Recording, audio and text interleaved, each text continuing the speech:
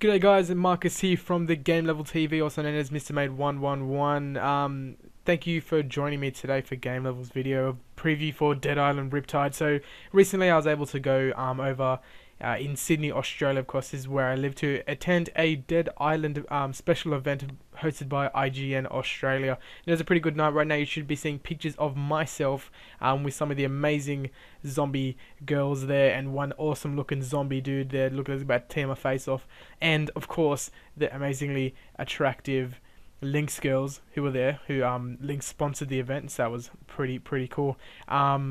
So there was an awesome night. Big ups to IGN for hosting a pretty good night. Obviously, you have to be 18 and over to attend there. There was alcohol.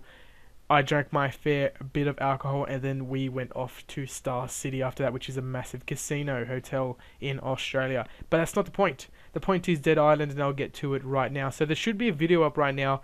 There won't be any audio because obviously I'm talking over it, plus it was recorded with the camera, so it's all off screen before you get annoyed. It's all off screen because this is what we were able to play. It was not co-op, but it was a single player, and I got to say that the game does look a lot better. It may not be able... you may not be able to notice it via the recording you are seeing now, but it is a lot sharper, and you could even pass it off, to be completely honest with you, for a similar version of the Crytek engine. Now, I'm not saying in terms of the lighting and the explosions, but more of the vibrance of the colors. Now, you may say the vibrance of the colors is something Unreal does well, but yeah, yes, it does do it well. But this kind of looks like it could be a modified version of the Crytek. I highly doubt it. It's a very expensive engine to get, and it still does kind of look like Dead Island 1. Obviously, like I said, with much sharper colors and sharper graphics. Facial animations, body movement, still same old, nothing too spectacular there. Voice acting, we didn't get into any deep stuff, so we don't really know if they have brought better voice acting to this in terms of, you know, making you cry or something, but they have said they have focused on the story a lot more, which is a good note to remember. The main thing that I got to say about the voice acting we did encounter was very generic, very bland, but this is where it comes to. Dead Island's main core, the core of the entire thing, is the experience of fighting the zombies, which is better than ever. It feels a lot quicker, everything feels cleaner, and it was an awesome combat system. And now we weren't able to play co-op, so it wasn't too bad, but my mate was right next to me.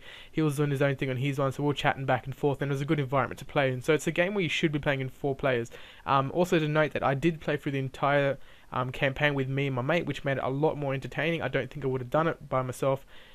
It's just a multiplayer game.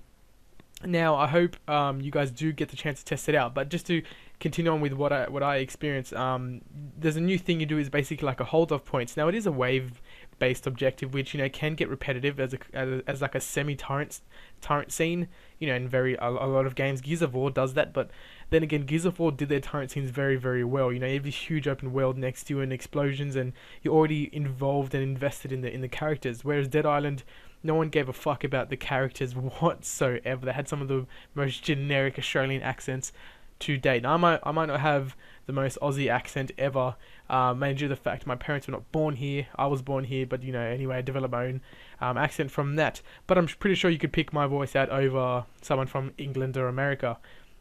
Now, you just got to go listen to it. Other Aussies laugh their ass off every time they hear the generic "yeah, mate" accent. Anyway, like I said, the gameplay. There's this base building element to it where you set up a giant chain link fence. You got to put them up. You should actually be seeing that in the video clip if it hasn't already rolled past. A chain link fence gets put up. You hold down I think it's square. He loads it up, and then you do that in different areas. So that did elaborate on the fact that you do different things such as barbed wire and machine guns and gasoline tanks and so on and so on. You do see me this one battering some heads and stuff, and then pegging a crowbar, I believe it is, at some barrels, which then causes zombies to fall down to their deaths. It's as gory as ever, and like I said, it's more like a refined version. Now, do I believe we should pay full price? No, not really. I do kind of think Riptide could have been an expansion on Dead Island, but it was a good game. All in all, it seems like it's a game that would be worth an expansion purchase, or if you're someone who has the 4 mates ready to go, there you go. It's all worth the purchase there. It should be a lot of fun. That's the main thing about Dead Island. I think it kind of lost that.